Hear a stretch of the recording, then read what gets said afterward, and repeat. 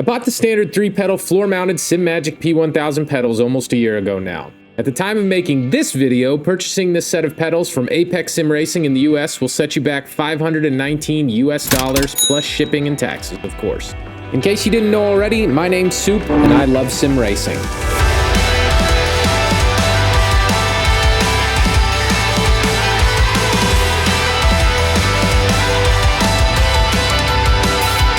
Let's start out with the positives. At a relatively lower price, the P1000s are a great set of mid-level load cell pedals with very few drawbacks. I have thoroughly enjoyed the product over the last year, and they have taught me a lot about sim racing with load cell pedals. This is coming from a set of Logitech G920 pedals where it was very difficult to modulate any pedal input, throttle, brake, or clutch in any sim, but particularly ACC, AC, and iRacing. Additionally, the pedals are very adjustable to your liking from top to bottom, mechanical to digital input. The pedals come with a variety of elastomers and springs that allow you to customize the mechanical feeling of any of the 3 pedals to your liking. You can easily add upgrades to these pedals if you can't shell out the cost of pro pedals up front, which makes these a great budget option for your first set of load cell pedals. Simagic offers inversion kits, hydraulic kits, and rumble motors for the pedals. There are even RGB options if you're into that sort of thing. I myself have added Simagic HPRs to each of my pedals and also purchased the extra elastomer and spring kit to further customize the mechanical feeling of each pedal. Links to both of these products will be available in the description. I've completed lots of experimentation on the extra elastomers and springs and settled on using springs without elastomers in all the pedals. If you are trying to build your sim rig around a particular car, this chart from Simagic can be useful in helping you determine which elastomers and springs to use in your brake pedal.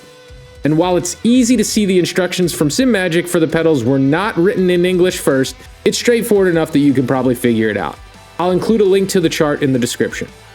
For my settings in SimPro Manager, I use very basic load cell linear inputs, a 45 kilogram max pressure on the brake, and no dead zones in any pedals.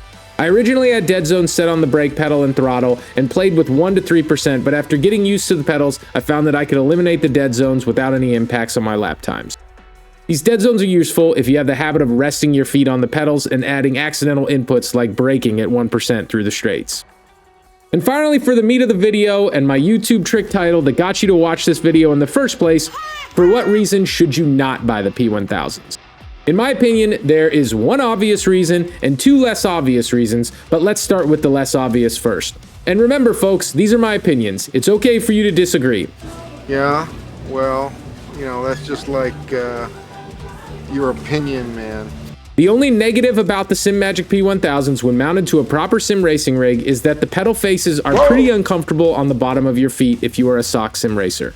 For this reason, I've started to race using sim racing shoes and also 3D printed some small pegs to fill the empty holes on the front of the pedal faces. Another drawback to the pedals is that they were very tough to use when mounted to my wheel stand and racing from a desk chair. I could not adjust the angle enough from the base of the pedal to move them to a point where I didn't have to do this strange foot hovering maneuver to race properly, which left me ultimately disappointed until I got a proper sim rig.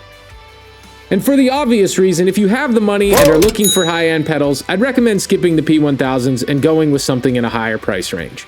But if you have a proper sim rig to mount these things to and are ready to throw out your intro pedals, the Simagic P1000s are a great addition to your sim rig. Thanks for watching, and don't forget to do all the YouTube stuff.